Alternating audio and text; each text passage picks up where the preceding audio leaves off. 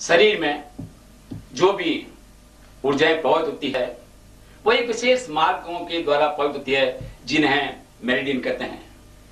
Meridian का शरीर के अंदर दो भागों में प्रवाहित होती है, एक तो आंतरिक और एक बाह्य सतह के पास में। जो सतह के पास में मेरिडियन प्रवाहित होती है उसके आधार पर आजकल मेरिडियन एक्यूप्रेशर और एक्यूपंक्चर के माध्यम से उपचार किया जाता है। कुछ विशेष बिंदु होते हैं जो अधिक प्रभावित होते हैं, उन पर उपचार कर हम रोग का निदान और उपचार करते हैं। और इसके माध्यम से 12 शरीर के अंदर जो 12 अंग हैं उनके अंदर प्रवाहित होने वाली ऊर्जाएं मेरिडियन शरीर के दोनों तरफ होती है, जबकि 2 मेरिडियन शरीर के बीचों बीच के अंदर आगे और पीछे ही प्रभावित होती है। मेरिडियन क्या है और इन मेरिडियन अंदर और बाहर की मेरिडियन को कनेक्टिंग मेरिडियन के द्वारा जुड़ गए और इसी माध्यम से जब कभी हम उपचार करते हैं तो उसका प्रभाव सारे शरीर पर चला जाता है। यह पांचों तत्व एक दूसरे के निर्माण और विनाश में सहयोगी हैं, उसी के कारण शरीर में अलग अलग स्थितियां बनती है। इन पांचों तत्वों की स्वयं की भी एक विशेष ऊर्जा होती है जो निश्चित मार्गों में से प्रवाहित होती है, जिन्हें मेरिडियन कहते हैं। शरीर में इन मेरिडियन का स्थूल रूप से कोई अस्तित्व नहीं होता, अतः x ray, MRI, CT scan, sonography आदि परीक्षणों से उनको मालूम नहीं किया सकता, परंतु फिर भी उनके प्रभाव को क्रेनियन फोटोग्राफी के माध्यम से देखा जा सकता है। शरीर में मुख्य रूप से 12 मेरिडियन होती है जो शरीर के दाहिने और बाएं भाग में समान रूप से प्रवाहित होती है तथा प्रमुख अंगों के नाम से पहचानी जाती है। इसके अलावा 2 प्रमुख मेरिडियन और होती है जो शरीर के मध्य भाग में प्रवाहित होती है। आगे की तरफ प्रवाहित होने वाली मेरिडियन शरीर के सामने के भाग में प्रवाहित होने वाली मेरिडियनों की ऊर्जा को नियंत्रित करती है, अतः उसे कंट्रोलिंग वेसल कहते हैं। इसी प्रकार शरीर के पीछे की तरफ मध्य भाग से प्रवाहित होने वाली मेरिडियन पीछे की तरफ प्रवाहित मेरिडियन में ऊर्जा के प्रभाव को संतुलित रखती है, जिसे गवर्निंग वेसल कहते हैं। इन्हीं मेरिडियन के माध्यम से शरीर का सूक्ष्म से सूक्ष्म भाग बाकी शरीर से अपना संबंध बनाए रखता है। शरीर में प्राण ऊर्जा का प्रभाव जब इन पंच तत्वों से संबंधित अंगों, उपांगों, अवयवों आदि में बिना अवरोध आवश्यक अनुपात में संतुलित रूप से प्रभावित होता है तो हम स्वस्थ होते हैं। रोग की अवस्था में यदि उस अवरोध को दूर कर प्राण ऊर्जा का प्रभाव संतुलित कर दिया जाए तो रोग ठीक हो सकता है। अब हमें देखना है ये जो 12 मेरिडियन हैं इनमें ऊर्जा का प्रभाव कैसे कैसे होता है। ये हमारे जो लंग्स मेरिडियन हैं, ये बड़ी आंत की मेरिडियन है, ये आमाशय की मेरिडियन है और ये जितने भी 12 मेरिडियन हैं उनमें ऊर्जा का प्रभाव अंदर और बाहर कैसे होता है उसको अब हम अध्ययन कर एक एक करके हम उसका बहुत संक्षिप्त में इसका अध्ययन करना चाहेंगे। देखो, फेम्पटी मेरिडियन आमाशय से उत्पन्न होता है और नीचे की तरफ चलकर संबंधित अंग बड़ी आंत तक जाता है। यहाँ से फिर ऊपर की तरफ आमाशय के निचले भाग को पार करके अपने अंग फेफड़े जिसका यह प्रतिनिधित्व करती है में पहुंचती है। यहाँ से ये ऊपर की तरफ जाती है और क्लेविकल हड्डी के निचले गड्ढे के पास से बाहर प्रकट होती है। यहाँ से यह मेरिडियन भुजाओं के सामने एवं बाहरी तरफ से कोहनी और कलाई के जोड़ के पास से अंगूठे के नाखून के बाहरी किनारे के पास समाप्त हो जाती है। लार्ज इंटेस्टाइन अर्थात बड़ी आंत मेरिडियन, यह मेरिडियन तर्जनी अंगुली के नाखून के बाहरी कोने के पास से निकलती है और प्रथम व द्वितीय मेटाकपिल हड्डियों के मध्य स्थान से होती हुई कलाई जोड़ के सामने और बाहर की तरफ स्थित एक गड्ढे में पहुंचती है। यहाँ से यह मेरिडियन अग्र भुजा के बाहरी सतह के सामने के किनारे और ऊपर की भुजा की बाहरी ओर से होते हुए ऊपर आकर कंधे के जोड़ पर पहुंचती है। यहाँ से यह मेरिडियन अक्रोनियन हड्डी के पास पहुंचती है। यहाँ से फिर यह सामने और नीचे की ओर चलकर क्लेविकल की ऊपरी गड्ढे में पहुंचकर 2 भागों में बन जाती है। आंतरिक शाखा, यह शाखा नीचे उतरती है और संबंधित अंग फेफड़े में चली जाती है। यहाँ से फिर डायफ्राम से होती हुई अपने अंग बड़ी आंत में समाप्त हो जाती है। बाहरी शाखा क्लेविकल के ऊपरी गड्ढे से यह गर्दन की बाहरी तरफ से होते हुए ऊपर बढ़ती है। गालों से गुजरती हुई और घुमाव लेती हुई नाक और ऊपरी ओठ के मध्य से गुजर कर नाक के नथुने के दूसरी तरफ पहुंचकर समाप्त हो जाती है। इसके बाद में आता है हमारी आमाशय मेरिडियन। आमाशय मेरिडियन, आमाशय मेरिडियन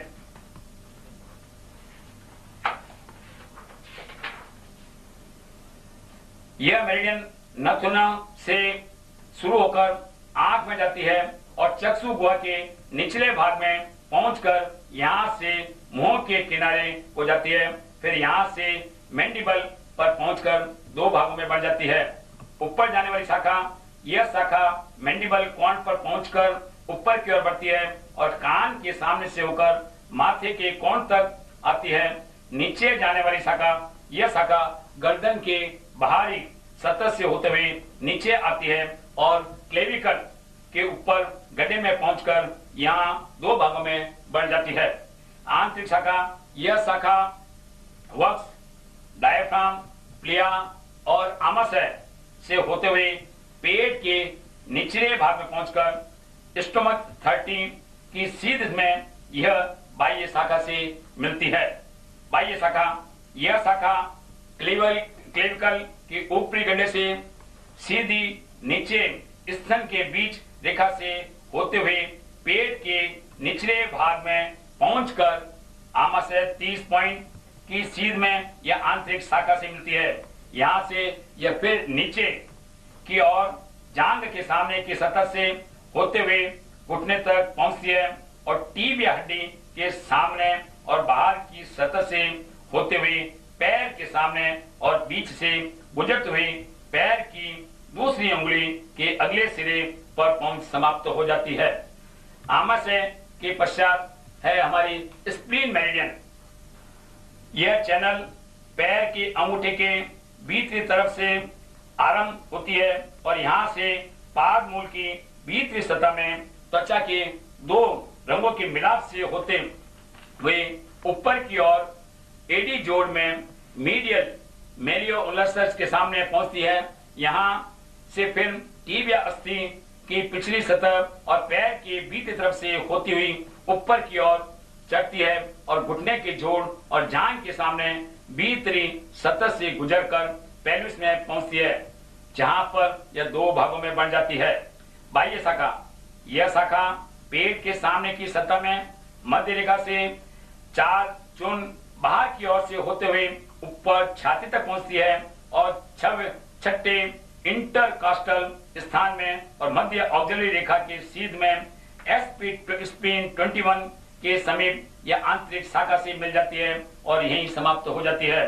आंतरिक शाखा, यह शाखा पेट की गुहा में प्रवेश करती है और अपने आंतरिक अंग स्प्लीन और संबंधित अंग स्टोमक से होते हुए डायफ्राम को पार करके आहार नली में घुसती है और यहाँ से ऊपर की ओर जीभ के आधार में पहुंचकर समाप्त हो जाती है।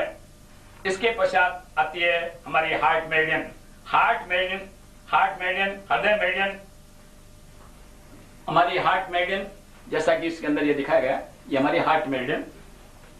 यह मेरिडियन, यह शाखा डायफ्राम से, यह मेरिडियन हार्ट से प्रारंभ होती है और 3 शाखाओं में बढ़ती है। नीचे जाने वाली आंतरिक शाखा, यह शाखा डायफ्राम से होती हुई संबंधित अंग छोटी आंत तक जाती है। ऊपर जाने वाली आंतरिक शाखा, यह शाखा श्वास नली व गले में होते हुए ऊपर मस्तिष्क और आंख तक जाती है। बाह्य शाखा, यह शाखा बगल के बीच से और मध्य ऑक्सिलरी रेखा की सीध में से निकलकर ऊपरी भुजा के सामने अंदर की ओर से होते हुए कोहनी जोड़ के पास पहुंचती है। यहाँ से अग्र भुजा के सामने व अंदर की ओर से होते हुए कलाई के जोड़ के पास जाती है। यहाँ से फिर यह हथेली को पार करके छोटी उंगली के नाखून के बाहरी किनार पर आकर समाप्त हो जाती है। स्मॉल इंटेस्टाइन मेरिडियन, यह चैनल छोटी उंगली के अगले सिरे से छोटी उंगली के अगले सिरे के बाहरी तरफ से शुरू होती है और हथेली के भीतरी होते हुए अल्लाह हड्डी के स्टाइवल प्रोसेस के पास से बाहर निकलती है और यहाँ से अग्र भुजा के भीतरी पिछली सतह और कोहनी विशेषता और कोनी के पास आलिकान उभार और अन्ना हड्डी के मिडिल से मध्य होते हुए ऊपर भुजा के भीतरी पिछली सतह से होते हुए ऊपर कंधे के जोड़ की तरफ भीतरी पिछली सतह से होते हुए ऊपर कंधे के जोड़ की तरफ पहुंचती है। यहाँ पर यह कंधे के पीछे टेढ़ी मेढ़ी होती हुई जीबी 14 पॉइंट पर ग्राउंडिंग वेसल से मिलती है। यहाँ से फिर कंधे की ओर मुड़ती है और क्लेविकल के ऊपर गड्ढे में यह दो शाखों में बन जाती है। आंतरिक शाखा क्लेविकल के ऊपरी गड्ढे से नीचे की ओर वक्ष में हृदय से मिलती है और यहाँ से आमाशय से होती हुई अपने अंग छोटी आंत में चली जाती है। बाह्य शाखा यह गर्दन से होती हुई मैंडिबल हड्डी के निचले कोण पर पहुंचकर दो भागों में पुनः बन जाती है। प्रथम शाखा यह शाखा आंख के भीतरी किनारे को जाती है और वहां से मुड़कर जाइगोमेटिक आर्च के पास समाप्त हो जाती है। द्वितीय शाखा यह शाखा आंख के बाहरी किनारे तक जाती है और फिर पीछे घूमकर कान के ट्रेगस के सामने पहुंचकर समाप्त हो जाती है। यूरिनरी ब्लैडर मेरिडियन, मूत्राशय मेरिडियन। यह मेरिडियन आंख के भीतरी किनारे अंदर की तरफ से आंख के भीतरी किनारे से प्रारंभ होकर ऊपर की ओर माथे और सिर के ऊपरी भाग की ओर जाती है और सिर के ऊपरी भाग की तरफ जाती है। यहाँ यह ग्राउंडिंग वेसल से मिलती है। इसी की सीध में एक शाखा कान की ओर भी जाती है, परंतु इस शाखा में कोई पॉइंट नहीं पाए जाते। यह मुख्य शाखा सिर के पिछले भाग में पहुंचकर UB10 के पास दो भागों में बन जाती है। मीडियल शाखा यह मध्य रेखा से 1.5 चूर्ण दूर भाग की ओर होती है। लेटरल शाखा यह शाखा मध्य रेखा के 3 चूर्ण भाग की ओर मीडियल स्केपुलर लाइन के सीध में होती है। ये दोनों शाखाएं विभाजित होने के बाद नीचे की ओर उतरती है और पीठ, नितंब और हिप जॉइंट से होते हुए जांघ के पिछले सतह पर पहुंचती है। फिर यहाँ से पैर के पिछले सतह और पादमूल के बाहरी किनारे से होते हुए पैर की छोटी उंगली की बाहरी सतह पर समाप्त हो जाती है। UB23 के पास से एक आंतरिक शाखा किडनी और यूरिनरी ब्लैडर को जाती है। इसके पश्चात आती है हमारी जो मेरिडियन है, वो मेरिडियन है पेरिकार्डियल मेरिडियन, गुर्दे की मेरिडियन। यह मेरिडियन पैर की छोटी उंगली की निचली सतह से निकलकर पैर के तलवे की ओर जाती है और पाद मूल के भीतर की तरफ नेविकुलर हड्डी के ट्यूबरसिटी के निचले सतह से बाहर आती है। यहाँ से यह मीडियल मेरोसिस के पीछे से होती हुई एडी में प्रवेश करती है। फिर यहाँ से पैरों की भीतरी तरफ से और घुटनों के पॉलिटियल फोसा की भीतरी तरफ से होते हुए जांघ में पहुंचती है। जांघ की भीतरी और पिछली सतह से होती हुई पेल्विस में पहुंचती है। यहाँ यह दो भागों में बन जाती है। आंतरिक शाखा यह शाखा वर्टिबल कॉलन को जाती है और अपने अंग किडनी और संबंधित अंग यूरिनरी ब्लैडर में चली जाती है। यहाँ से लिवर और डायफ्राम से होते हुए फेफड़े में चली जाती है। यहाँ से फिर यह ऊपर की ओर जाकर जीभ की जड़ में समाप्त हो जाती है। बाह्य शाखा यह शाखा ऊपर की ओर पेट में मध्य रेखा से 5 चूर्ण दूर और वक्ष में मध्य रेखा से 2 चूर्ण दूर होते हुए क्लेविकल अस्थि के नीचे स्थित गड्ढे में पहुंचकर समाप्त हो जाती है। इसके पश्चात आती है हमारी पेरिकार्डियल मेरिडियन। यह मेरिडियन ऊपरी वार्म से प्रारंभ होती है। यहाँ पर ये दो भागों में बन जाती है। दो भागों में बन जाती है। बाह्य शाखा, आंतरिक शाखा, यह शाखा नीचे की ओर डायफ्राम को पार करती हुई मध्य और निचले वार्मर तक जाती है। बाह्य शाखा ये स्तन के ऊपरी चौथाई भाग से बाहर निकलकर बाहर आती है और ऊपर की ओर ऑक्जिला और कंधे जोड़ के सामने की तरफ जाती है।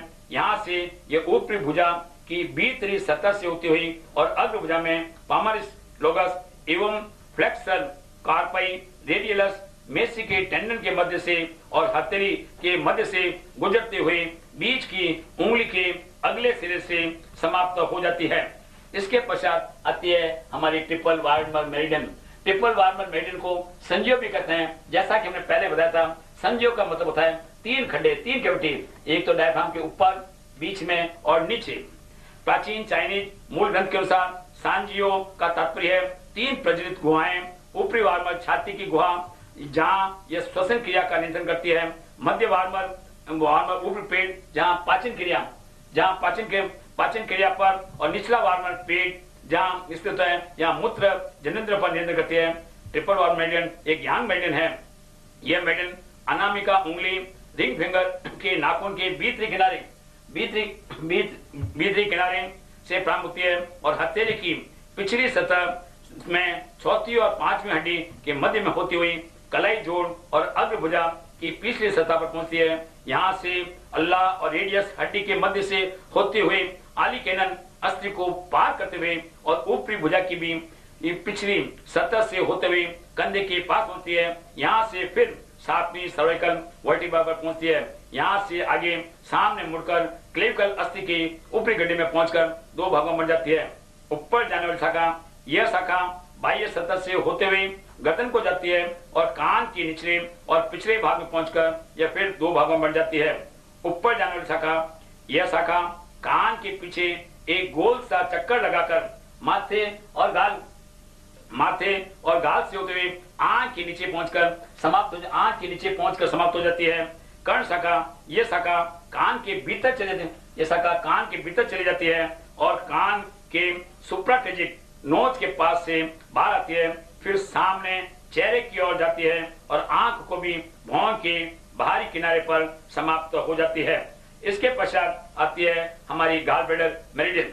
गॉल ब्लैडर मेरिडियन जो पित्ताशय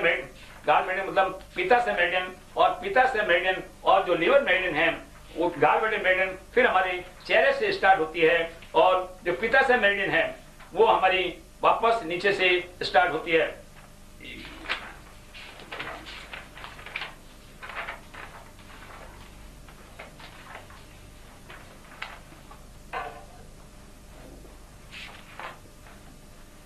गॉल ब्लैडर मेरिडियन या भी हमारी गॉल ब्लैडर पित्ताशय मेरिडियन, यह मेरिडियन आंख के बाहरी किनारे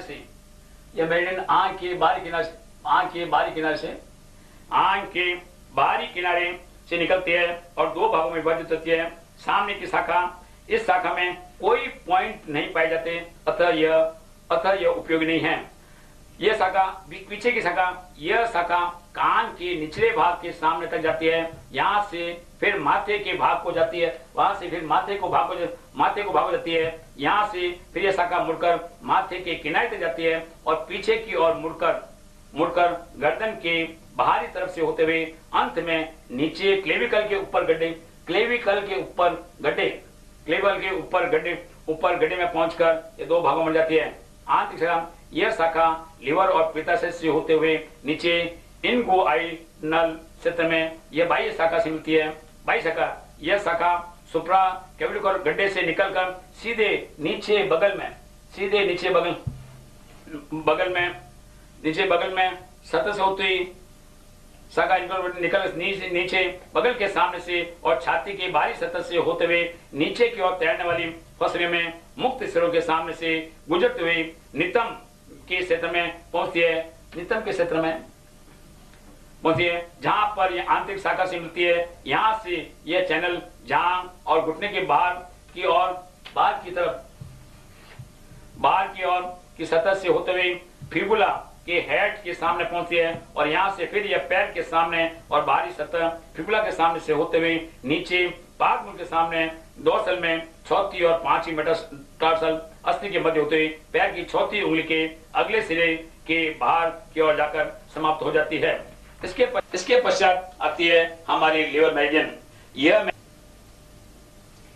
यह मेरिडियन पैर के अंगूठे के किनारे से शुरू होती है और पादमूल के सामने की सतह से होते हुए B3 मेलियोलस के सामने पहुंचती है। यहाँ से पैर, घुटने और जांघ के बीच तरफ से होते हुए ऊपर की ओर पिबुक के पास पहुंचती है। यहाँ पर बाहरी जनेंद्रियों के चारों तरफ एक चक्कर सा काटती है और पेट के निचले भाग में 2 भागों में विभाजित हो जाती है और 11वीं फसल के मुक्त सिरे से होते हुए छठे इंटरकास्टर के स्थान में चुबक के नीचे पांव समाप्त हो जाती है। यहाँ पर यह आंतरिक शाखा से मिलती है। आंतरिक शाखा, यह शाखा पेट के ऊपरी भाग की ओर बढ़ती है और संबंधित अंग में पहुंचती है। यहाँ से डायफ्राम को पार करके ऊपर की ओर गले के पिछले सतह से होते हुए नेसोफेरिस में पहुंचती है। यहाँ से आंख और मस्तिष्क के संबंध स्थापित करती है।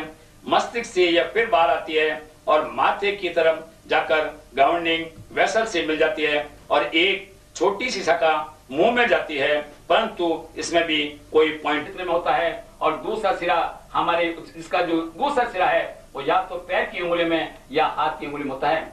जो भी मेरिडियन, 6 मेरिडियन जो यिन मेरिडियन हैं, जो हृदय, लीवर, किडनी, स्प्लीन, पेरिकार्डियन आदि ये जितने भी यिन मेरिडियन हैं, उनका सारा एक सिरा हमारा इस हृदय ऑर्गन होता है और दूसरा सिरा 3 यिन मेरिडियन का दूसरा सिरा हमारे हाथ की उंगली में होता है। जबकि 3 मेरिडियन जो पैर की अंगुली से चालू होती है, उनका सिरा पैर के अंदर, पैर की उंगलियों के अंदर होता है। इसी प्रकार हम देखते हैं 6वां मेरिडियन मस्तिष्क के अंदर आके मिलती है। 3 मेरिडियन जो हाथ की जो 3 यांग मेरिडियन है, बड़ी आंख की मेरिडियन, छोटी आंख की मेरिडियन और ट्रिपल बार्बन की मेरिडियन, और 3 मेरिडियन जो यहाँ से सिर से निकलती है, जीबी की मेरिडियन, उसके बाद में यूबी की मेरिडियन और उसके बाद में ट्रिपल बार्बन मेरिडियन। ये तीनों मतलब 6वां यांग मेरिडियन हमारे मस्तिष्क मिलती है और 6वां यांग मेरिडियन हमारे हृदय मिलती है। हम जो पॉइंट एक्सट्रीम एंड पर हैं, हम इस चित्र में देख सकते हैं, जैसे कि हार्ट की मेरिडियन हाथ के अंदर छोटी उंगली में आके समाप्त होती है।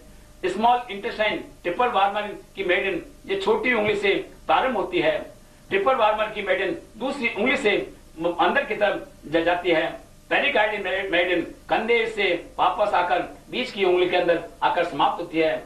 बड़ी आंख की मेरिडियन जो हमारी अनामिका उंगली है उसमें आकर उससे प्रारंभ होती है। तो लंग्स की मेरिडियन है वो अंगूठे में आकर समाप्त होती है। इसी प्रकार पैर के अंदर ब्लैडर की जो मेरिडियन है वो सबसे छोटी उंगली के अंदर गाल ब्लैडर की मेरिडियन है, जो उससे पास वाली उंगली के अंदर, और जो स्टोमच की मेरिडियन है वो दूसरी उंगली के अंदर अंगूठे के पास वाली उंगली में आकर समाप्त होती है। सिर से निकलकर पैर की उंगली में आकर समाप्त होती है। जबकि लीवर, स्प्लीन और किडनी मेरिडियन पैर से अंगूठे और उसके अंगूठे से प्रारंभ होकर यह हृदय तक जाती है। यह इस बात का सूचित करती है। इस प्रकार हृदय का जो क्षेत्र है वो हमारे भावनात्मक केंद्र को का प्रतिनिधित्व करता है और ये मस्तिष्क क्षेत्र है ये हमारी मानसिक स्थिति को प्रतिनिधित्व करता है। हम देखते हैं कि जो भी कुछ मेरिडियन अंदर से बाहर की तरफ जा रही है, जैसे ये मेरिडियन के अंदर हृदय, पेरिकार्डियन और लंग्स मेरिडियन है, ये हृदय से निकलकर हाथ से बाहर की तरफ जा रही है। और कुछ मेरिडियन उधर सिर में से जो जीबी मेरिडियन है, यूबी मेरिडियन है और जो ट्रिपल बार मेरिडियन है, यह मेरिडियन निकलकर अंदर बाहर की तरफ जा रही है। अतः ये जो 6 मेरिडियन जो अंदर से बाहर की तरफ जा रही है वह अंदर के रोगों से अधिक प्रभावित होती है, और जो मेरिडियन बाहर से अंदर की तरफ प्रभावित होती है वह बाह्य परिस्थितियों से, बाह्य रोगों से, बाह्य कारणों से अधिक प्रभावित होती है। बाह्य कारण में जैसे मौसम का परिवर्तन, खान पान, रहन सहन, प्राकृतिक वातावरण आदि जितने भी कारणों से अगर कोई भी रोग होता है तो उस स्थिति के अंदर, उस परिस्थिति के अंदर हमें उन मेरिडियनों के अंदर संतुलन को प्राथमिकता देनी चाहिए। इसी प्रकार यदि कोई व्यक्ति के अंदर कोई भावात्मक रोग है, रोग के साथ साथ भावात्मक आवेगों की अभिव्यक्ति हो रही है, तो उस व्यक्ति को उन मेरिडियन के साथ साथ हृदय मेरिडियन का भी उपचार अवश्य करना चाहिए। इसी प्रकार यदि कोई भी रोगी मानसिक स्थिति से पूर्ण रूप से सजग नहीं है, उसके रोग के साथ में मानसिक असंतुलन की अभिव्यक्ति होती है, तो उसे अन्य उपचार करते समय उसके साथ साथ इस जो हमारी मस्तिष्क के साथ जो पेरिकार्डियन और जो ट्रिपल बार्बन मेरिडियन है उसका भी उपचार और संतुलन करना चाहिए। एक बात और हमें ध्यान रखने की है कि मेरिडियन के डायरेक्शन के अंदर कुछ मेरिडियन अंदर से बाहर की तरफ प्रभावित हो रही है, तो कुछ मेरिडियन बाहर से अंदर की तरफ प्रभावित हो रही है। जो मेरिडियन बाहर से अंदर, मेरिडियन के डायरेक्शन के अंदर यदि हम हल्का सा मसाज करें तो उस मेरिडियन के अंदर ऊर्जा के प्रभाव में आया हुआ अवरोध मिट जाता है और वो मेरिडियन को ऊर्जा, उससे संबंधित अंग को ऊर्जा अधिक मिलने लगती है, इसलिए वो अंग स्वस्थ हो जाता है। इसी प्रकार यदि कोई भी अंग ऊर्जा की अधिकता के कारण रोगग्रस्त हो तो मेरिडियन के उल्टे डायरेक्शन में यदि हम मसाज करें तो उस अंग की ऊर्जा को कम किया जा सकता है। इस प्रकार मेरिडियन के डायरेक्शन के अंदर हम जब ऊर्जा का प्रभाव करते हैं तो ऊर्जा बढ़ सकते हैं। दूसरी बात हम देखते हैं कि जितने भी बाहरी मेरिडियन हैं, जो बाहरी मेरिडियन हैं, उनके एक सिरे 6 मेरिडियन हाथों में होकर प्रभावित होती है, तो 6 मेरिडियन के अंतिम सिरे जो बाह्य पोर्शन हैं वो पैरों में समाप्त होते हैं। अतः यदि सुजोग बाह्य मेरिडियन के अंदर यदि हम खाली इनके प्रतिनिधि के रूप के अंदर हाथों और पैरों के अंदर यदि इनके प्रतिनिधि चुनकर उपचार करें तो एक उपचार बहुत ही माइक्रो और प्रभावशाली उपचार हो सकता है, और यही सुजोग ब्यूअल मेरिडियन का सिद्धांत है। जैसे के अंदर इस चार्ट में किसी व्यक्ति को सर्दी और जुकाम हो गया है, और सर्दी और जुकाम का संबंध हमारे प्राय स्पष्ट देखते हैं हमारे फेफड़े से होता है। तो ये निश्चित करना होगा कि सर्दी और जुकाम के अंदर हमारा जो फेफड़ा है, फेफड़े की मेरिडियन है, यदि हम ठंडक ऊर्जा और उसकी नमी ऊर्जा को यदि हम कम कर दें, यहाँ पर चित्र के अंदर ये नॉर्थ पोल, ये उत्तरी ध्रुव का स्पर्श कर दें टेप के माध्यम से, मैग्नेट को लगाकर, इसे मैग्नेट गया वहां पर अगर हम चुंबक लगा दें तो चुंबक लगाने से उसके प्रभाव से इसके अंदर जो ठंडक तत्व है और जो नमी तत्व है, दोनों तत्व कम हो जाएंगे और हमें जुकाम के अंदर राहत मिल जाएगी। इसी प्रकार यदि कोई व्यक्ति रात के अंदर खराटे लेता है, बड़ी परेशानी होती है। जिनके घर के अंदर कोई व्यक्ति खराटे लेता है, आसपास के व्यक्तियों को नींद आती है। खराटे कब लेता है? खराटे रात में लेता है, नींद के समय लेता है। और खराटे जब लेता है उस समय हमारा सारा कार्य बंद रहता है, हमारा जो सूक्ष्म मस्तिष्क है, जो अनकॉन्शियस माइंड है, वही काम करता है और खराटों का संबंध हलन चलन से है। अतः यदि पेरिकार्डियन मेरिडियन की सोते समय यदि हम वायु ऊर्जा को कम कर दें तो खराटे बंद हो जाएंगे। सालों चलने वाले खराटे 1 या 2 दिन के अंदर भी बंद हो जाते हैं। कितना आश्चर्यजनक परिणाम होता है। कोई व्यक्ति आता है और कहता है मेरा रक्तचाप घट गया। रक्तचाप कब बढ़ता है? जब रक्त का प्रभाव धीरे धीरे हो जाता है। रक्त का प्रभाव धीरे होने का मतलब शरीर जो रक्त की जो ऊर्जा है, जो गर्मी है, वो कम हो गई है और उसके अंदर वायु है वो भी घट गई है। रक्त का संबंध हमारे हृदय से है। अतः हृदय ब्यूअल मेरिडियन के अंदर जो ताप ऊर्जा का बिंदु है और जो वायु ऊर्जा बिंदु है, यदि दोनों को बढ़ा दी जाए तो जो निम्न रक्तचाप है वो तुरंत बढ़ जाता है। हम चेक कर लें और पढ़ने 20 मिनट बाद वापस देख लें। पानी अभी पिए, प्यास कल ही बजेगी, स्विच अभी लगाएं और उसका लाइट कल ही लगेगी। यह प्रभाव से तुरंत उसका प्रभाव हम कुछ ही मिनटों के बाद में हम बीपी पुनः चेक कर हम मालूम करते हैं। इसी प्रकार यदि किसी व्यक्ति को रक्तचाप ज्यादा है, अधिक है, तो उसका मतलब क्या है? रक्त तेजी से भाग रहा है, उस रक्त की वायु ऊर्जा बढ़ गई है, गर्मी और जोश ज्यादा है। तो हृदय मेरिडियन के अंदर जो हमने यहाँ काम किया, तो जिसको रक्तचाप ज्यादा है उसको हम क्या करेंगे? उसका इन दोनों को हम कम करेंगे। वायु और उसकी जो गर्मी को यदि हम कम कर देते हैं तो उसका रक्तचाप अपने आप कम हो जाता है। एक व्यक्ति आता है और व्यक्ति कहता है मुझे उल्टियां हो रही है। उल्टियां कहां से होती है? उल्टियां आमाशय से होती है। जब हम खाना खाते हैं वही तो बाहर निकलता है, और जब आमाशय में उल्टियां होती है जिसमें 2 तत्व काम करते हैं, 2 ऊर्जाएं काम करती है। एक तो नमी ऊर्जा जो पानी को नियंत्रित करती है और दूसरी वायु ऊर्जा। बिना वायु ऊर्जा के हलन चलन हो नहीं सकता। इसलिए यदि आमाशय के जो पॉइंट्स हैं, इसके अंदर पॉइंट गलत गए, आमाशय के जो पॉइंट्स हैं, आमाशय मेरिडियन के अंदर यदि उसकी नमी और उसकी वायु को कम कर दी जाए तो उल्टियां कम हो जाएगी। एक व्यक्ति आकर कहता है कि मुझे दस्तें ज्यादा लग रही है। दस्तें कहां से लगती है?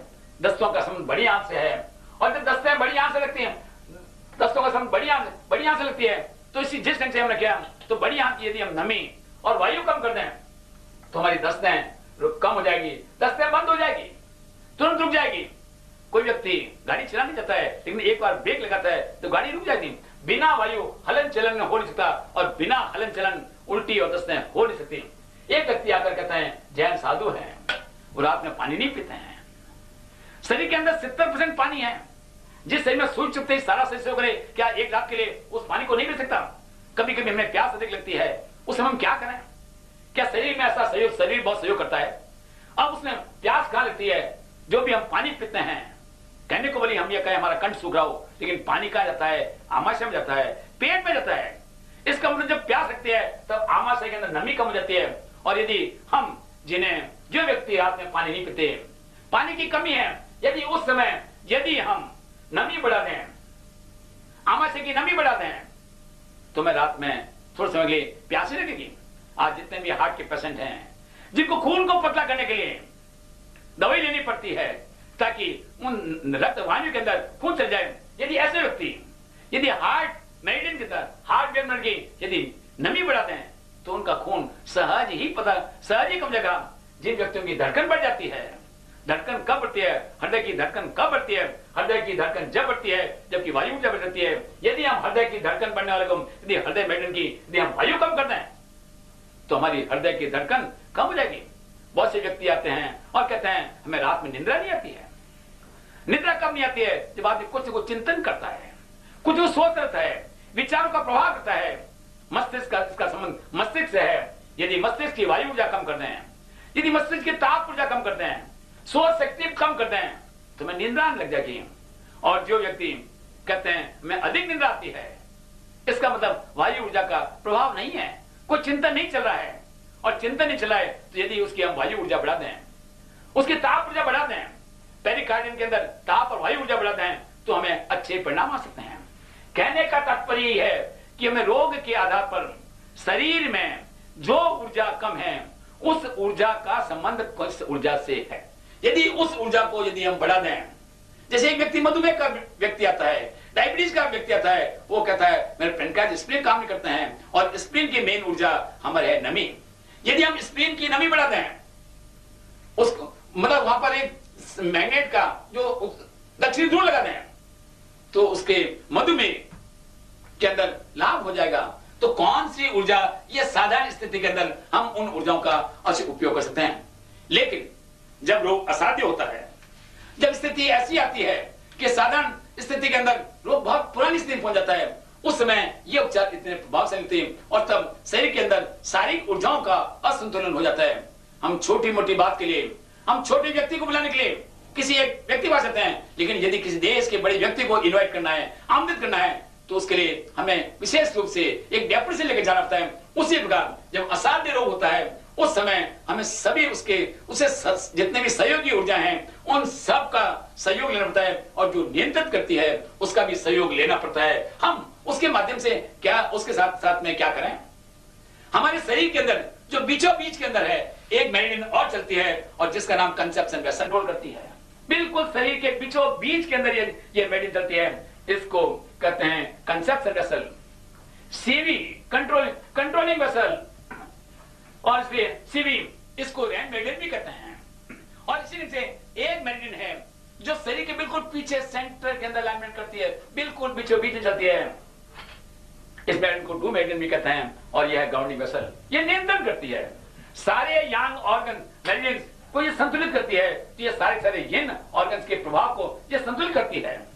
जब कोई बड़ी समस्या होती है तो हमें सरकार का भी सहयोग लेना पड़ता है और इसीलिए ये दोनों मेरिडियन का भी असाध्य रोगों के अंदर हमें सहयोग लेना पड़ता है। और क्योंकि ये सारी मेरिडियन हमारी मस्तिष्क के अंदर से होकर जाती है, इसलिए इस मेरिडियन के बिंदु भी हमें इस अंगूठे के अंदर हम देख सकते हैं। अंगूठे के अंदर ये जो मेरिडियन बतलाई गई है, जो अंगूठे के सामने की तरफ है, ये हमारी कंसेप्शन वेसल मेरिडियन कहलाती है। और जो पीछे की तरफ जा रही है, इसके जिन पॉइंट दिखाए गए हैं वो हमारी है गवर्निंग वेसल।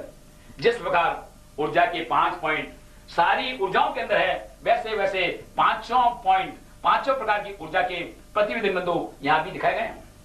ये ऊर्जा बाकी जितने भी मेरिडियन हैं शरीर के दोनों तरफ होती है, लेकिन ये दो मेरिडियन ऐसी हैं जो शरीर के सेंटर लाइन में ही होती है। और असाध्य रोगों में इसका भी उपयोग लिया जाता है। हमारे पास में दो मेरिडियन हैं, एक है मास्टर मेरिडियन हमारी ट्रिपल वार्मर और पेरिकार्डियन। यह भी शरीर के अंदर जितने भी ऑर्गन्स हैं उनको कंट्रोल करती है। जो पेरिकार्डियन है हमारे सारे जो यिन ऑर्गन्स हैं, जो आगे के ऑर्गन्स हैं, उनको कंट्रोल करती है। ये केंद्रीय सरकार की तरह काम करती है। और जो पीछे की तरफ जितने भी यांग मेरिडियंस हैं उन सारे के सारे यांग मेरिडियंस का कंट्रोल करती है हमारी इसके पीछे में ये ट्रिपल वार्मर मेरिडियन। इसलिए उपचार करते समय जो ऊर्जा हमें घटानी हो, जो ऊर्जा घटानी हो, यदि उसी ऊर्जा अगर वो यिन ऊर्जा है तो अगर कंसेप्शन वेसल के अंदर भी उसी ऊर्जा को घटाएं। जो हमारी मास्टर मेरिडियन है यिन ऑर्गन के लिए जो पेरिकार्डियल मेरिडियन पेरिकार्डियम है उसी ऊर्जा को घटाएं और साथ साथ जिस ऑर्गन की ऊर्जा घटानी है उस ऑर्गन की ऊर्जा घटाएं।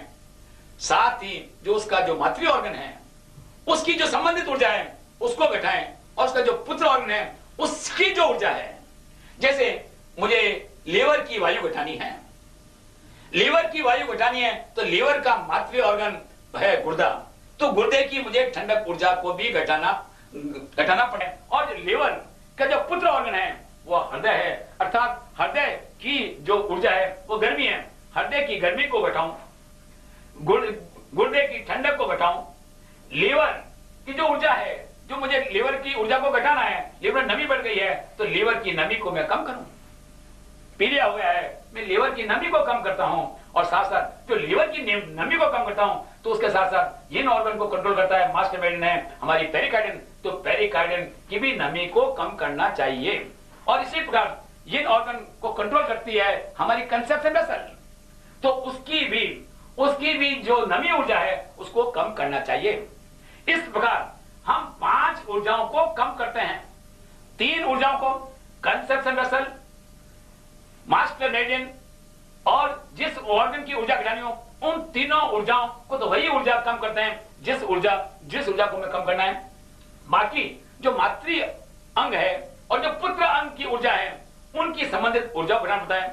साथ ही जो अंग उस अंग को नियंत्रित करता है, कंट्रोल करता है, उस ऊर्जा को उसके विपरीत यदि नमी घटाना है और नमी हमारे लीवर को कंट्रोल करता है, नमी को कंट्रोल, लीवर की वायु ऊर्जा को कंट्रोल करती है हमारा फेफड़ा, हमारी शुष्क ऊर्जा, तो शुष्क ऊर्जा को बढ़ाएंगे तो निश्चित रूप से नमी कम हो जाएगी। तो इस प्रकार असाध्य रोगों के अंदर हम एक साथ के अंदर 6 बटन मैग्नेट लगाने पड़ते हैं और इस प्रकार किया गया उपचार तुरंत प्रभावशाली होता है और उसके रिजल्ट इतने जल्दी आते हैं कि आज अच्छी से अच्छी चिकित्सा उसके सामने उसके प्रभाव को देख सकती है। एक व्यक्ति को बहुत अधिक दस्त लग रही है, बड़े परेशान है, दिन में 30 साल दस्त लग रही है, वहां पर खाली यदि उस व्यक्ति की नमी ऊर्जा को कम करूं, वायु ऊर्जा को कम करूं तो शायद उतने अच्छे रिजल्ट नहीं आए। लेकिन जिस व्यक्ति को दस्त लग रही है, मुझे ये मालूम है कि उस व्यक्ति की जो बड़ी आंत है उसकी नमी ऊर्जा बढ़ गई है, ज्यादा बढ़ी है, जब तक पानी निकला है, तो उस बड़ी आंत की ऊर्जा जो बढ़ गई है, उस बड़ी आंत का जो मातृ ऑर्गन है, बड़ी आंत का मातृ ऑर्गन है आमाशय है, आमाशय की ऊर्जा भी नमी है, मैं उस नमी को भी पहली बात बड़ी आंत की नमी को कम करूंगा। आमाशय की मुख्य ऊर्जा नमी है तो आमाशय की नमी को भी कम करूंगा। बड़ी आंत का जो पुत्र ऑर्गन है, ब्लैडर यांग ऑर्गन है, तो उसके पुत्र ऊर्जा है मूत्राशय की, गाल यूरिनरी ब्लैडर की, तो उसकी ऊर्जा है ठंडक, उसकी ठंडक को कम करूंगा और साथ साथ उसकी जो मास्टर मेरिडियन है ट्रिपल वार्मर, उसकी नमी को कम करूं, उसकी जो main conception central line meridian है, जो गवर्निंग वेसल है, उसकी नमी को कम करूं। ये 5 ऊर्जाएं तो हमने कम की और साथ साथ जो बड़ी आंत है उसको कंट्रोल करता है। बड़ी आंत कंट्रोल करता है, किससे कंट्रोल होती है? वो कंट्रोल होती है छोटी आंत से। बड़ी आंत कंट्रोल होती है छोटी आंत से, ताप ऊर्जा से।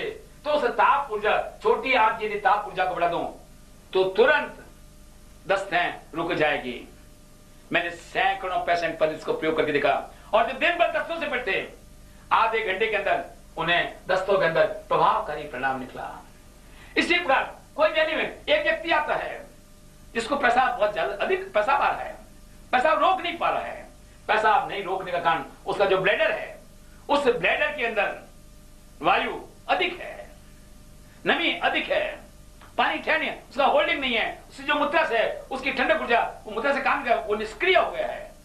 अतः यदि हमें ब्लैडर की कोल्डनेस, ब्लैडर की ठंडक ऊर्जा को बेस मानूं, क्योंकि ब्लैडर काम नहीं कर रहा है, उसका जो काम होना चाहिए वो काम नहीं कर रहा है। अगर वो ब्लैडर की ऊर्जा को अगर मैं बढ़ा दूं, क्योंकि ब्लैडर की मुख्य ऊर्जा है ठंडक, और जब ठंडक ऊर्जा, ब्लैडर की ठंडक ऊर्जा बढ़ जाएगी तो ब्लैडर काम करने लग जाएगा।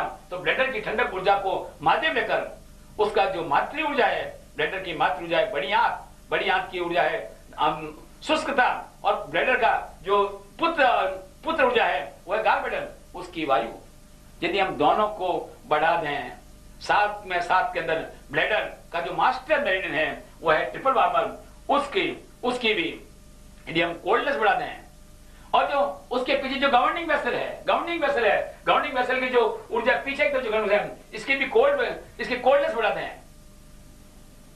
और ये ब्लैडर किससे कंट्रोल होता है? ब्लैडर किससे कंट्रोल होता है? ये कंट्रोल होता है हमारे आमाशय की नमी को घटा दें। हमने 5 ऊर्जाएं बढ़ाई और उसको घटा दिया तो हमारा वो रोग तुरंत कंट्रोल में आ जाता है। हम देखते हैं ऐसे कितने भी असाध्य रोग हैं, यदि इस सिद्धांत के आधार पर यदि हम उपचार करें तो हमें काफी राहत मिल सकती है। हम यहाँ देखते हैं एक व्यक्ति आया और वो व्यक्ति आकर कहता है मेरे फेफड़ों के अंदर पानी भर गया है, फेफड़ों के अंदर पानी भर गया है। इसका मतलब क्या है कि फेफड़ों के अंदर नमी ऊर्जा बढ़ गई है। जब फेफड़ों के अंदर नमी ऊर्जा बढ़ गई है तो हमें क्या करना होगा? फेफड़ों जो लंग्स मेरिडियन है उसकी नमी को कम करना होगा, और कम करने के लिए हम क्या करते हैं? वहां पर उत्तरी ध्रुव लगाते हैं। फेफड़ों की नमी करने के साथ में इसका जो यूरिन मास्टर ऑर्गन है वो पेरिकार्डियम है, उसकी भी नमी को हम कम करेंगे। यहाँ पर भी हमने नॉर्थ पोल लगाया। इसका जो कंस्ट्रक्शन वेसल का जो मैग्नेट है, जो कंस्ट्रक्शन वेसल है उसकी मेरिडियन की भी हम नमी कम करेंगे। ये जो लंग्स ऑर्गन है, लंग्स का जो मातृ ऑर्गन है वो मातृ ऑर्गन है हमारा स्प्लीन, और स्प्लीन की भी मुख्य ऊर्जा क्या है? नमी। तो इसकी नमी को भी हम कम करेंगे। और के साथ साथ इसका जो पुत्र ऑर्गन है वो पुत्र ऑर्गन है, इसका लंग्स का जो पुत्र ऑर्गन है वो है गुर्दा, और गुर्दे की क्या करेंगे हम? ठंडक, मेन जो क्या है ठंडक, उसको हम कम करेंगे। इस प्रकार ये 5 ऊर्जाएं हमने कम की। लेकिन साथ ही साथ के अंदर ये जो हमारा जो फेफड़ा है, जो लंग्स है, वो लंग्स कंट्रोल हमारे किससे होता है? लंग्स का कंट्रोल करता है हमारी हृदय, हार्ट। तो अगर हृदय की हीट बढ़ाते हैं, और हृदय की मुख्य ऊर्जा है गर्मी, ताप, अतः उसकी अगर हम हीट बढ़ाते हैं तो जो फेफड़ों के अंदर नमी बढ़ गई है, फेफड़ों में जो पानी भर गया है वो पानी अपने आप कम होने लग जाएगा। इसी प्रकार एक व्यक्ति आकर कहता है कि इसे टीबी की शिकायत है। टीबी का मतलब है कि फेफड़े की शुष्कता बढ़ गई है, फेफड़े की जो मुख्य ऊर्जा है, फेफड़ा बराबर काम नहीं कर रहा है। तो इसी को बेस लेकर ऐसे व्यक्तियों को हम क्या करेंगे? जो फेफड़े की जो ड्राइनेस है, जो ड्राइनेस ऊर्जा है, उसको हम बढ़ाएंगे। साथ के साथ में जो हमारा यूरिन ऑर्गन का मास्टर मेरिडियन है, जो पेरिकार्डियम है, उसकी ड्राइनेस को भी हम बढ़ाएंगे।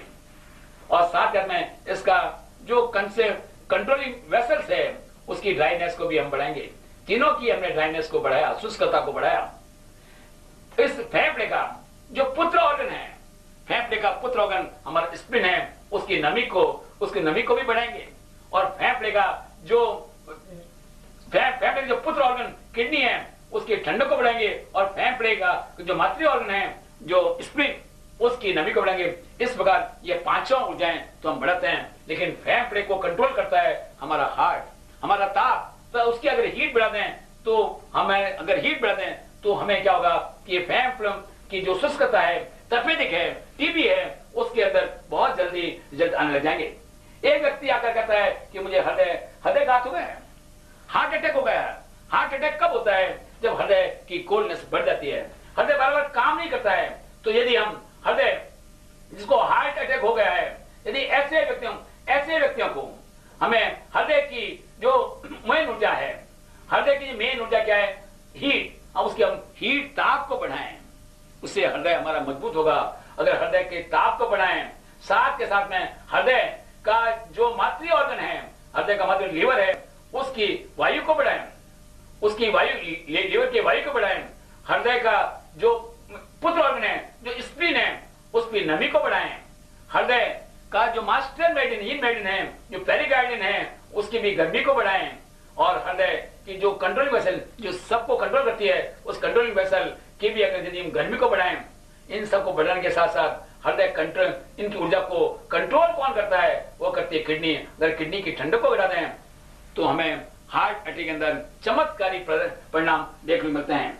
एक व्यक्ति अगर कहता है कि मुझे डायबिटीज है, और डायबिटीज का मतलब हमारा जो स्प्लीन है वो काम नहीं कर रहा है, इसका मतलब स्प्लीन की नमी कम हो गई है, तो हम स्प्लीन की नमी को टारगेट लेकर ध्यान में रखकर उससे संबंधित स्प्लीन का जो मातृ अंग है, स्प्लीन का मातृ अंग है हृदय, हृदय की ताप ऊर्जा, उसका पुत्र ऑर्गन है, उसका पुत्र ऑर्गन है फेफड़ा, फेफड़े की शुष्क ऊर्जा, उसका जो मास्टर ऑर्गन है, मास्टर ऑर्गन है उसका पेरिकार्डियम, उसकी भी नमी, और जो कंट्रोलिंग वेसल है उसकी भी नमी, इन पांचों ऊर्जाओं को बढ़ाएं। और यह कंट्रोल होता है हमारे लीवर द्वारा। तो लीवर की अगर हम वायु को घटा दें और बाकी सब बढ़ा दें तो हमारा यह मधुमेह के रोग के अंदर हमें तुरंत लाभ मिलता है। इसी प्रकार हम देखते हैं कि एक व्यक्ति आता है कि मतलब जो गुर्दे बराबर काम नहीं करते हैं, जब गुर्दे बराबर काम नहीं करते हैं तो हमें क्या चाहिए कि गुर्दे की मुख्य ऊर्जा है वो है ठंडक। यदि हम उस ठंडक को बढ़ा दें और इसी आधार पर बाकी ऊर्जाओं को बढ़ा दें तो हमारा रोग बहुत ही प्रभावशाली हो जाता है। कहने का तात्पर्य यह है, हमारे पास में जिस ऊर्जा सबसे पहले हम इस बात का ख्याल रखें कि हमें कौन सी ऊर्जा को कंट्रोल करना है, और जब हमें उस ऊर्जा का पता लग जाता है तब हम उसके आधार पर रोग का निदान कर सकते हैं। बहुत से लक्षण, कुछ लक्षण ऐसे होते हैं जो बहुत ही कॉमन होते हैं, जिन्हें हमें समझना होगा, और उपचार के समय हमें ये देखना होगा कैसे कौन से लक्षण हैं जिनके आधार पर जिन्हें हमें समझना होगा, और उपचार के समय हमें ये देखना होगा कैसे कौन से लक्षण हैं जिनके आधार पर हम निरीक्षण करते समय उसका क्या प्रभाव पड़ता है। जो हम ऊर्जा बढ़ाते हैं अथवा घटाते हैं, जो सही की ऊर्जा हम चयन करते हैं, क्या उस ऊर्जा का कोई विपरीत प्रभाव तो नहीं पड़ता? क्योंकि एक ऊर्जा नियंत्रित करती है तो दूसरा कंट्रोल करती है, तो हमें ऐसी ऊर्जा को काम में लेना चाहिए जिसका कोई विपरीत प्रभाव न पड़े। यह अपने विवेक और अनुभव पर निर्भर करता है। जैसे एक व्यक्ति आता है और कहता है मुझे पेशाब के अंदर गड़बड़ है, मुझे पेशाब बराबर नहीं आता है, निद्रा के अंदर पेशाब आ जाता है, पेशाब पर नियंत्रण नहीं है, मूत्र के अंदर रक्त आने लग जाता है, ऐसे कितनी प्रकार की चीजें हैं जो एक पुरुष को 5 से 6 दिन पेशाब अधिक आता है, तुम सहज समझ सकते हैं इसका मतलब है कि उसका गुर्दा और मूत्रस है, उसकी ऊर्जा असंतुलित है, अतः उपचार करते समय उसकी ऊर्जा को संतुलित करने का लक्ष्य बनाना चाहिए। एक व्यक्ति आकर कहता है कि उसका मल विसर्जन बराबर नहीं है, उसका पेट साफ नहीं रहता है, उसके पेट में आम आता है, कभी दस्ते लगती है तो कभी कब्जी रहती है, कभी गैस बनती है। तो मल विसर्जन का संबंध हमारे लीवर और पित्त है और फेफड़े और बड़ी आंत से है। खाली बड़ी आंत से ही नहीं है, उसकी जो कार्य प्रणाली है उससे भी है। अतः हमें देखना होगा कि उसके संबंध क्या बड़ी आंत से है अथवा लीवर से भी उसके संबंध, लीवर की कार्य प्रणाली से भी है, और उसके आधार पर हमें उस अंग का ऊर्जा संतुलन के अंदर चूज करना पड़ता है। एक व्यक्ति आकर कहता है कि उसके नाड़ी की गति बराबर नहीं है। जो स्वस्थ व्यक्ति होता है उसके नाड़ी की गति प्रति घड़ी जो आराम की स्थिति में होता है 60 होना चाहिए, और जब वह कार्य करता है तो 70-72 तक जा सकती है। लेकिन जिसकी नाड़ी की गति बहुत कम है या बहुत ज्यादा है, तो इसका मतलब नाड़ी गति का संबंध हमारे हृदय और छोटी आंत के साथ साथ पेरिकार्डियम और मस्तिष्क जो ट्रिपल वाल्व है उससे भी है। तो हमें देखना होगा उसके साथ साथ परिवार में कौन से अंग के लक्षण हमें ज्यादा मिलते हैं। जिस परिवार में जिस ऊर्जा के लक्षण ज्यादा मिलते हैं हम उस ऊर्जा को मुख्य ऊर्जा मानकर बाकी सहयोगी ऊर्जा को साथ में लेकर हम अगर यदि उपचार करें तो अधिक फायदा होता है। जैसे किसी व्यक्ति को श्वसन की प्रॉब्लम है, श्वसन का मतलब फेफड़े से और बड़ी आंत से है। बहुत से अस्थमा के रोगी होते हैं जो प्राय श्वसन का ही मतलब खाली फेफड़ों का उपचार करते हैं, उन्हें दमा ठीक नहीं होता। किसी को एलर्जिक अस्थमा होता है, और जब एलर्जिक अस्थमा होता है तो उसके साथ साथ हमें देखना होगा कि प्रतिकारक शक्ति कौन रहती है। हमें स्प्लीन को भी साथ देगा, स्प्लीन की ऊर्जा को भी बढ़ाना होगा। और जो व्यक्ति कभी कभी बहुत सा ट्रीटमेंट करने के बाद में ठीक होता है तो हमें देखना होगा कि कहीं बड़ी आंत के अंदर तो खराबी नहीं है।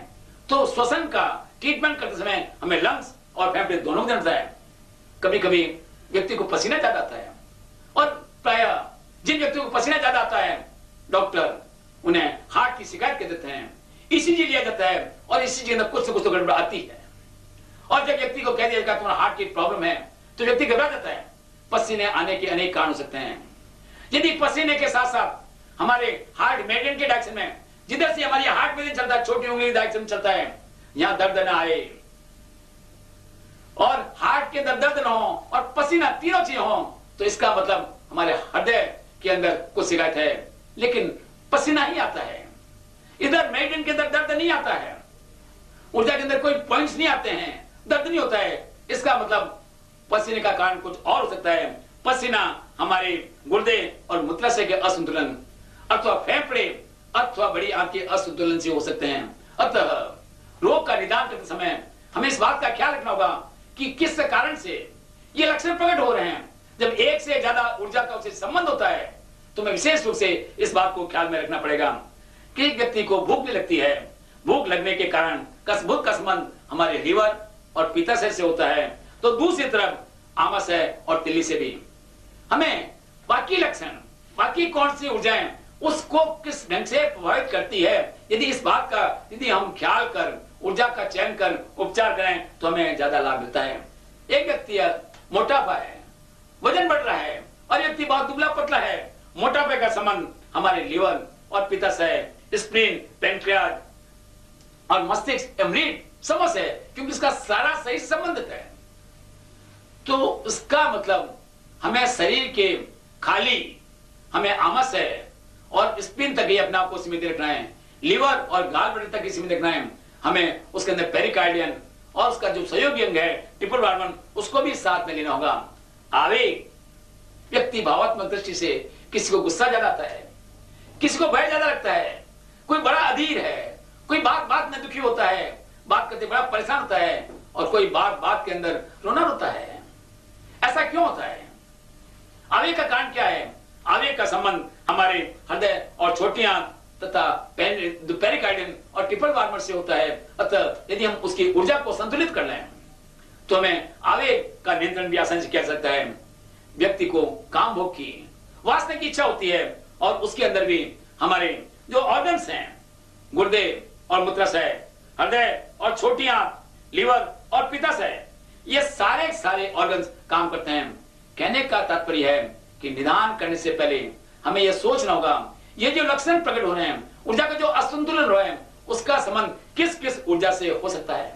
हमें बाह्य रूप से भी ये देखना होगा, कहीं हमारे पैर बहुत ज्यादा ठंडे तो नहीं है, हाथ और पैरों का तापमान अलग तो नहीं है। एक कहावत है, पैर गर्म, पेट नरम, सिर ठंडा। यदि तीन चीज होते हैं तो डॉक्टर आवे तो मालडा, उसे घर में डॉक्टर नहीं आ सकता। अतः उपचार करते समय हमें इन छोटी छोटी सारी बातों का ध्यान रखना है, ये यांग का ध्यान रखना है, मेरिडियन का ध्यान रखना है, जो लक्षण प्रकट होते हैं उनका ध्यान रखना है, और न कि हम एक पक्षीय चिंतन के आधार पर ध्यान रख सकते हैं। यह सारी बातों के लिए व्यक्ति का, जो व्यक्ति स्वयं है, जब तक उसकी स्वयं की भागीदारी नहीं होती तब तक हमें उसका परिणाम नहीं मिलता। उपचार के अंदर हम डॉक्टर से बहुत अपेक्षा करते हैं, लेकिन शारीरिक सूक्ष्म परिवर्तनों की जितनी जानकारी रोगी को स्वयं होती है उतनी किसी अन्य को नहीं। उपचार के प्रभाव से पड़ने वाले परोक्ष परिवर्तनों का जितना रोगी को अनुभव होता है उतना दूसरे को नहीं हो सकता। अतः उपचार में रोगी की सजगता, स्वयं पर संयम, स्वस्थ होने की तीव्र उत्कंठा, उपचार के प्रति तर्कपूर्ण सम्यक चिंतन और श्रद्धा एवं अनुप्रेक्षा, दुष्प्रभाव के प्रति सजगता, रोग के कारणों को जानने एवं उन कारणों से बचने तो दृढ़ मनोबल आवश्यक है। उपचार में जब तक रोगी की सक्रिय भागीदारी, प्राथमिकता, नियमितता, एकाग्रता एवं शरीर की क्षमताओं के प्रति अज्ञान रहेगा, तब तक रोगी परावलंबी बन चिकित्सक से ही सारी अपेक्षा रखेगा। तब तक उपचार प्रभावशाली कैसे हो सकता है? क्या रोगी का श्वास कोई दूसरा व्यक्ति ले सकता है? खाना दूसरा व्यक्ति पचा सकता है? पानी दूसरा व्यक्ति पी सकता है? चिंतन मनन अन्य व्यक्ति कर सकता है? दर्द पीड़ा अन्य व्यक्ति अभिव्यक्त अथवा सहन कर सकता है? शरीर में होने वाले सूक्ष्म परिवर्तनों को समझ सकता है, जो रोगी द्वारा ही संभव है। अच्छी से अच्छी चिकित्सा पद्धति और चिकित्सक के प्रयास रोगी की सजगता एवं सक्रिय भागीदारी के बिना अपेक्षित परिणाम नहीं दे सकते। रोग हेतु रोगी को ही असजगता जिम्मेदार होती है, अतः उसकी भूमिका सर्वाधिक महत्वपूर्ण होती है। सर्वप्रथम रोग के प्रमुख लक्षणों का ऊर्जा से संबंध मालूम करना चाहिए, उससे संबंधित मेरिडियन का पता लगाना चाहिए, फिर उस मेरिडियन की प्रमुख असंतुलित ऊर्जा को आधार मान पूर्व में वर्णन किए गए सिद्धांतों के आधार पर अन्य ऊर्जाओं को संतुलित करना चाहिए। चिकित्सक रोग के नामों अथवा परिभाषाओं में व्यर्थ न उलझे, जैसे उल्टियां, आमाशय में नमी बढ़ने से ही हो सकती है। उल्टियों में आमाशय की नमी ऊर्जा को घटाने से लासिका तंत्र, लासिक तंत्र का पूर्व अंग तिल्ली है तथा उसकी ऊर्जा नमी है। अतः शरीर के जिस भाग में कैंसर की गांठ हो उस भाग से संबंधित मेरिडियन में नमी ऊर्जा, ठंडक ऊर्जा संतुलित कर दी जावे एवं सहायक ऊर्जा को संतुलित कर दिया जावे तो उस अंग कर दिया जावे। यदि कैंसर का प्रभाव सारे शरीर में हो, जैसे रक्त कैंसर, हड्डियों के कैंसर आदि में लासिका तंत्र के मुख्य अंग अर्थात तिल्ली मेरिडियन को उपचार का आधार मानना चाहिए। रक्त का संबंध ताप ऊर्जा से है और हड्डियां का संबंध ठंडक ऊर्जा से है।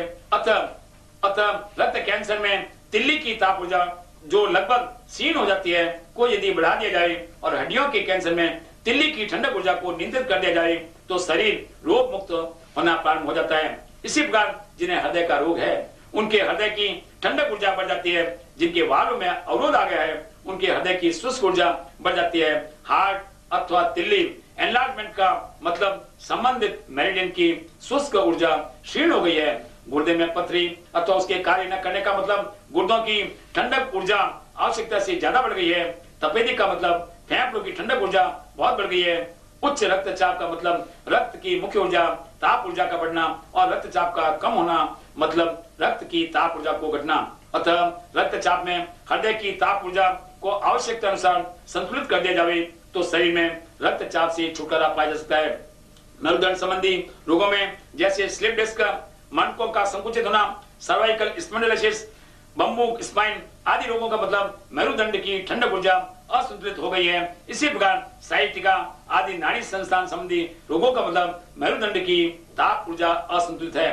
पक्षाघात प्राय मस्तिष्क के नाड़ी संस्थान में अवरोध आने से होता है। अतः मस्तिष्क की मुख्य गर्मी ऊर्जा को अन्य लक्षणों के आधार पर संतुलित करने से अवरोध दूर किया जा सकता है। डायबिटीज का मतलब पैनक्रियास का बराबर कार्य न करना, इनका संबंध तिल्ली से है और उसकी मुख्य ऊर्जा नमी है। अतः ऐसे रोगियों की तिल्ली की ऊर्जा बढ़ा दी जावे और सभी ग्रंथियों के प्रतिबंध बिंदुओं विशेषकर पीयूष, थायराइड और एड्रिनल को सक्रिय कर दिया जावे तो असाध्य समझा जाने वाला डायबिटीज चंद दिनों में ही ठीक हो सकता है। फ्रैक्चर का मतलब गुर्दे, मूत्राशय अथवा उस भाग से संबंधित मेरिडियन में ठंडक ऊर्जा का बढ़ जाना। यदि संबंधित ठंडक ऊर्जा को नियंत्रित कर दिया जावे तो दर्द में तुरंत राहत एवं हड्डियों की जुड़ने में के समय में काफी कमी हो जाती है।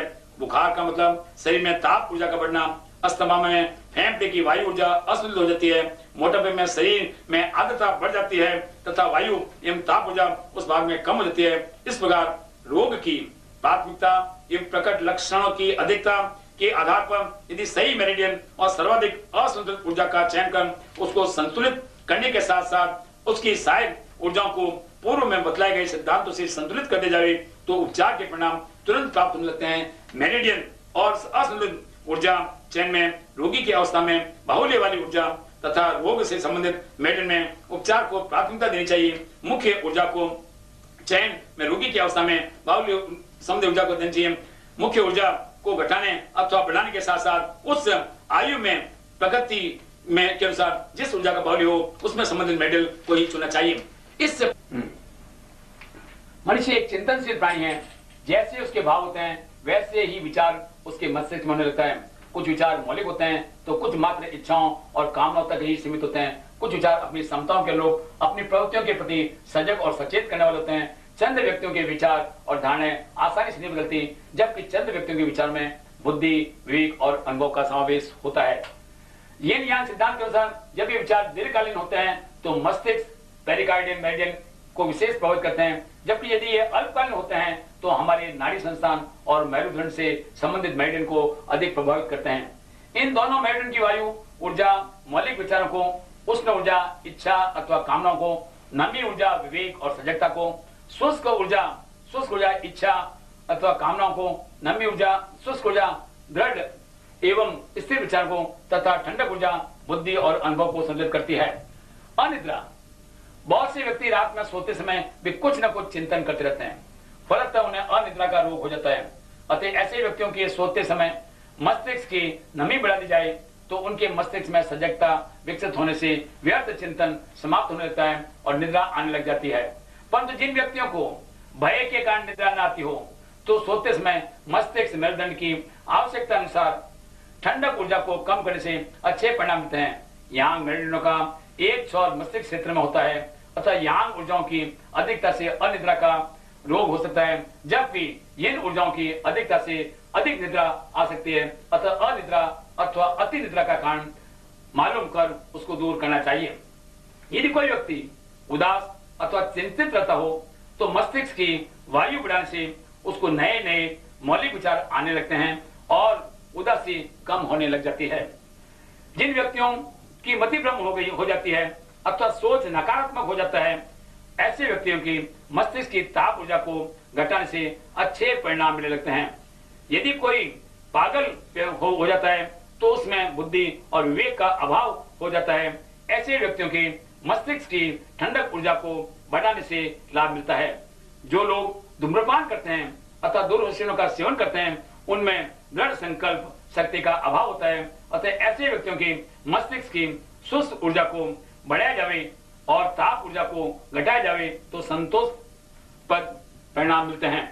जिन व्यक्तियों को भय अधिक लगता है उसके मस्तिष्क की ठंडक ऊर्जा को बढ़ाया जावे और जिन व्यक्तियों को भय अधिक लगता है उनके मस्तिष्क की ठंडक ऊर्जा को संतुलित अर्थात कम करने से अच्छे परिणाम आते हैं। यदि कोई व्यक्ति बहुत ज्यादा बोलता है तो उसका कारण उसके मस्तिष्क में ताप ऊर्जा अधिक होती है। अतः आवश्यकता अनुसार उस ऊर्जा को कम करने से तुरंत लाभ मिलता है। यदि कोई व्यक्ति हकलाता है और वो बच्चा है तो उसमें वायु ऊर्जा का असंतुलन होता है और यदि वह व्यक्ति बड़ा हो तो भय के कारण ऐसी स्थिति हो सकती है। अतः ऐसे बच्चों के मस्तिष्क की वायु कम करने और बड़ों के मस्तिष्क की ठंडक ऊर्जा कम करने से संतोषप्रद परिणाम आते हैं। बहुत से व्यक्ति बहुत जल्दी जल्दी बोलते हैं, उनकी बात समझ में नहीं आती और वाणी का संबंध हमारी ताप ऊर्जा से है और ताप ऊर्जा का मुख्य ऑर्गन हमारा हृदय है। प्राय मैं भी बहुत तेज बोला करता हूं, बहुत जल्दी जल्दी बोला करता हूं और जब कभी हमें कहीं पर भाषण देने जाना होता है तो क्या करता हूं कि जो वायु है, हृदय की जो ताप ऊर्जा है, वहां पर एक नॉर्थ पोल लगा दिया और मैंने स्वयं ने अनुभव किया। इसने मात्र से मेरे जो बोलने का जो प्रभाव है वो 20 से 25% कम हो सकता है। आज कोई भी चिकित्सा ऐसी नहीं है जो सालों का खर्चा एक दिन में कम कर दे। व्यक्ति का क्रोध आता हो तो उसको क्रोध को कंट्रोल कर सकते हैं। मैंने जो बात कही थी, जो चिकित्साएं सहज है, सरल है, सबके लिए है और सब समय है और पूर्ण अहिंसक है और जिसके साथ साथ जो शरीर, मन और आत्मा को ठीक करती है, वो सारे लक्षण हमें इन चिकित्सा पद्धतियों के अंदर सहज रूप से मिल सकते हैं। इसीलिए तो इन चिकित्सा पद्धतियों को हमें अवश्य सीखना चाहिए। ऊर्जाओं का भावनात्मक और मानसिक स्तर पर प्रभाव। रोग का प्रारंभ मस्तिष्क से होता है। मस्तिष्क में जैसे विचार, सोच, चिंतन होता है, उसी के अनुरूप हमारे भाव, स्वभाव और संस्कारों का निर्माण होता है। जैसे संस्कार होते हैं वैसे ही संवेगों के माध्यम से उनकी अभिव्यक्ति होती है। जैसे संवेग अथवा आवेग होते हैं उन्हीं के अनुरूप संबंधित अंग और मेरिडियन को गतिशील होना पड़ता है और उसके अनुरूप बाह्य रूप से हमारा शरीर कार्य करता है। यदि सभी स्तर पर व्यक्ति संतुलित होता है तो उसे पूर्ण स्वस्थ करते हैं, परंतु इन चारों स्तरों पर जितना अधिक असंतुलन अथवा क्षमताओं और शक्ति का अपव्यय एवं दुरुपयोग होता है तो रोग उत्पन्न होने लगते हैं। जिस स्तर पर रोग अथवा असंतुलन होता है उसी स्तर पर उपचार करने से उपचार जल्दी हो जाता है। कभी कभी दुर्घटना अथवा असाध्य रोगों में शारीरिक स्तर पर उपचार की भी प्राथमिकता हो सकती है। अतः रोग के मूल कारणों को समझ जिस स्तर का रोग हो उस स्तर पर रोग मुक्ति के लिए उपचार आवश्यक होता है। हमारी सारी प्रवृत्तियों का कारण हमारा चिंतन, सोच, विचार होता है। शारीरिक क्रियाएं मस्तिष्क के निर्देशानुसार होती है। प्राय अधिकांश रोगों की उत्पत्ति मानसिक स्तर पर होती है जो हमारे भावों को प्रभावित करती है। परिणाम स्वरूप अंतःस्रावी ग्रंथियां भावों के अनुरूप स्रावों और हार्मोन्स का निर्माण करती है और वे स्राव प्राण तत्व के रूप में प्रवाहित हो अंगों एवं उपांगों की गतिविधियों को प्रभावित करते हैं। अतः उपचार करते समय जितने उच्च स्तर का उपचार होता है उतना अधिक प्रभावशाली एवं स्थायी होता है। ऐसे आवेग अथवा सोच जो व्यक्ति में संस्कार मन स्थायी हो जाते हैं उनसे संबंधित रोगों का संबंधित इन अंगों पर अधिक प्रभाव पड़ता है। परंतु दूसरे ऐसे आवेग अथवा सोच जो भले ही अल्पकालीन हो, अपना प्रभाव तुरंत दिखलाते हैं, अतः उनकी भी उपेक्षा नहीं की जा सकती। ऐसे रोगों से संबंधित यांग अंगों की ऊर्जा प्राय असीमित होती है। आवेगों तथा संवेगों का विभिन्न अंगों पर प्रभाव। प्रत्येक व्यक्ति का स्वभाव अलग अलग होता है, उसी के अनुरूप उसमें आवेग अभिव्यक्त होते हैं। रोग पैदा करने वाले आवेगों को मुख्यतः 5 भागों में विभाजित किया जा सकता है, जिनकी अभिव्यक्ति चेहरे, आंखों और वाणी द्वारा प्राय हो जाती है। आवेग से सर्वाधिक हृदय और उसका यांग अंग छोटी आंत प्रभावित होता है।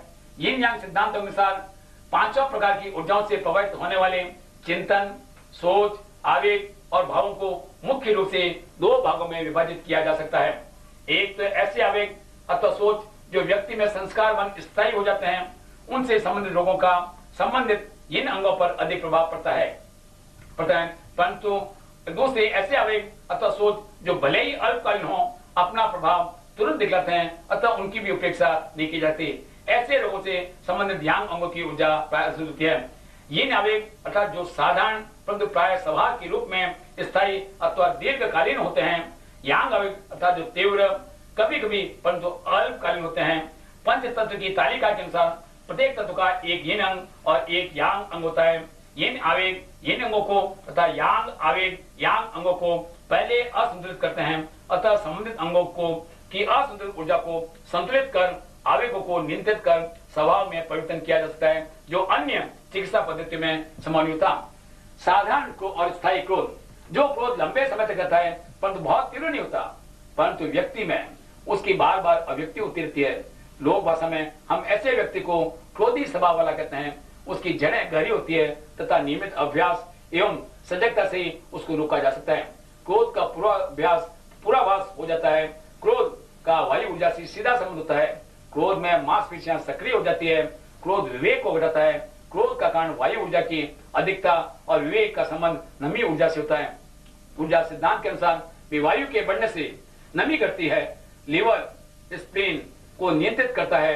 अतः जो क्रोधी स्वभाव के होते हैं उनका लीवर और तिल्ली खराब होने की संभावना अधिक होती है। इसी कारण अधिकांश क्रोधी व्यक्ति दुबले पतले होते हैं। स्प्लीन खराब हो जाने से रोग प्रतिरोधक क्षमता कम हो जाती है। अतः ऐसे व्यक्तियों के लीवर की वायु नियंत्रित रखने से क्रोध से बचा जा सकता है। नियमित रूप से लीवर की शुष्कता और नमी आवश्यक अनुसार बढ़ाने अथवा वायु ऊर्जा को घटाने से क्रोधी स्वभाव को बदला जा सकता है। क्रोध और पित्त का गहन संबंध होता है।